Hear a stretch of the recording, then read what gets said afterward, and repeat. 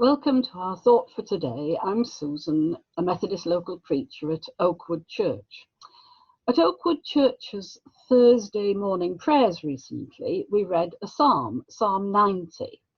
And there's one verse that reads, "The days of our life are 70 years, or perhaps 80 if we are strong."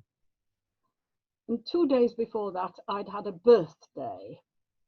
Although I felt a bit like a friend of mine who said she wasn't going to add a year to her age this year because she didn't feel as if she had lived much of this year in lockdown. But to be honest, yes, I did add a year to my age, which made me 2 years above that normal age of 70.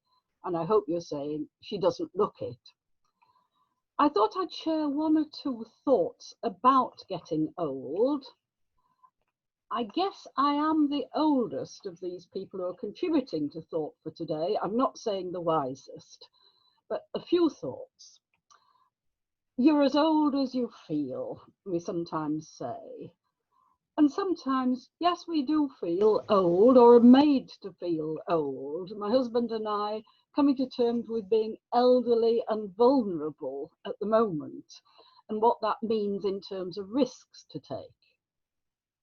But of course, at other times, I think I and many of you, whether of 30 years old or 100 years old, when there's a birthday, will say, I can't be that age. I don't feel like that inside. Sometimes I feel as if I'm still trying to decide what to do when I grow up. We live in a society that doesn't really value age. I'm sometimes amused by the women's magazine that I read. There are articles in saying age doesn't matter, don't let it stop you, you can do anything however old you are. And then other articles which are all about how to make yourself look younger. And yes, I colluded with that when I said this morning that I hoped I didn't look my age. And similarly, my husband and I have been really rather pleased when we weren't offered help by our neighbours in lockdown because they couldn't believe that we were elderly and vulnerable. But more seriously, the value or lack of it that our society puts on age has come home to us in the recent COVID-19 crisis, hasn't it?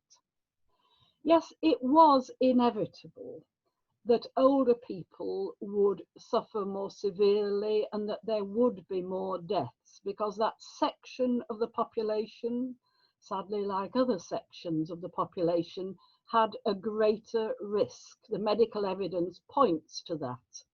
But it wasn't inevitable, was it, that they, far from being shielded, should be exposed to the risks of being discharged from hospital, from there not being sufficient security, safety equipment, not being sufficient testing, which led to the terrible toll upon care homes, those who live there and those who care for people.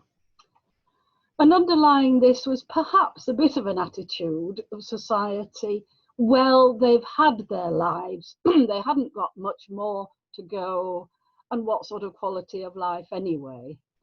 And I would point out that for a woman of 80, on average, she still has a life expectancy of 10 years and only a 1 in 6 chance of developing dementia.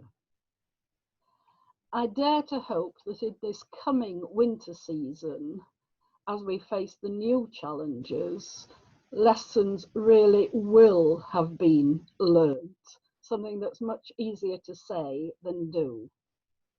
But lest I sound too judgmental, I just want to add this, that sometimes I fear our churches have colluded in attitudes towards older people. Yes, there is the understandable, the entirely right need to bring young people to know the love of Jesus in their lives, to regard them as the church of today, not the church of tomorrow. But occasionally that's had the risk of shunting older people into being the church of yesterday. I remember a time at our church when we were getting very used to having little children running about, making a noise, but there was more embarrassment and, yes, tutting at the running commentary of an elderly member of our church, especially when she was voicing the unspoken thoughts of others of us out loud, like, why doesn't this preacher shut up? I do want to stress that's not my experience of Oakwood Church now, which I am glad and joyful to be a member of. But we're called as Christians to witness to the love of God, however much of our life is behind us or in front of us. All are equally loved and cherished. And older people, and I include myself in this, need to hear this and receive that reassurance sometimes. That reassurance that just as at the beginning of our lives, the love of God surrounded us before we could know it, so as we near the end of our lives, at that time, even if we don't know who we are or whose we are, God speaks to us and says, you are remembered, you are held deep within my heart. Have no fear, for I have redeemed you. I have called you by name. You are mine.